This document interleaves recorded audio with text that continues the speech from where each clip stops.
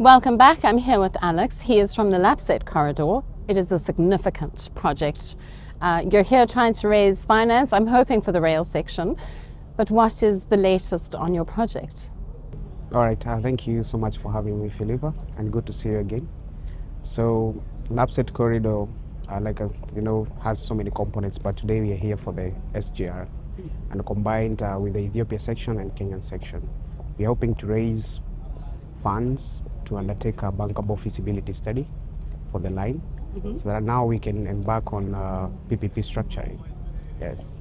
All right. So the last time you and I engaged, I think it was in Tanzania, and the port was still kind of coming along. The port is now receiving cargo. The figures that you gave us yesterday were quite impressive, so maybe just give me those numbers again. How many berths are in operation? Okay, the Lamu port, currently we have 3 berths in operation. Fully equipped, we have 3 to-show gantry cranes working. Yes. And we are receiving much of transshipment. And weekly, we have vessels calling to the port, and also cargo dedicated for the hinterlands. So it's becoming more and more active as a port, yeah. How many trucks is that now putting on the road, because there is no rail infrastructure?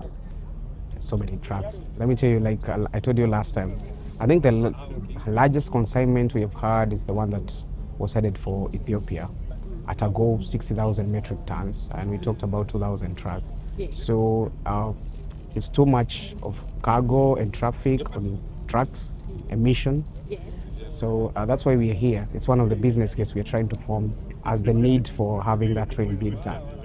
You also spoke yesterday about the harmonization, and that's just on the road side because of the weight of the trucks, different weight limitations between the two countries. How does that then slow down the movement of that cargo between, the places? I mean, does that not add extra costs? Would the rail really not be more feasible? Yeah, now we have different axle loads for different standards in Kenya and Ethiopia, and that brings in delays in terms of transferring cargo from Port of Lamu all the way to the border of Kenya and Ethiopia in Moyale, and then we have to transfer that cargo to trucks from Ethiopia that have different axle loads. So, trade, it's all about efficiency.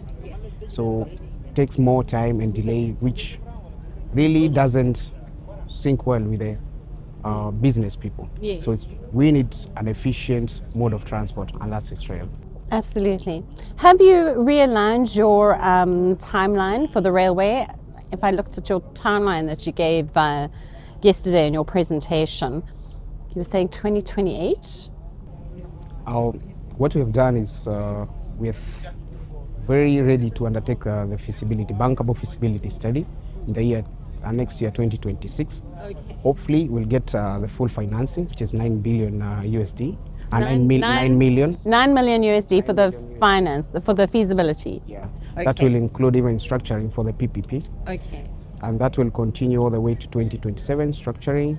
Hopefully by 2028 we'll have a financial close. Yes. I will have gotten an investor, then we can move on to the construction phase.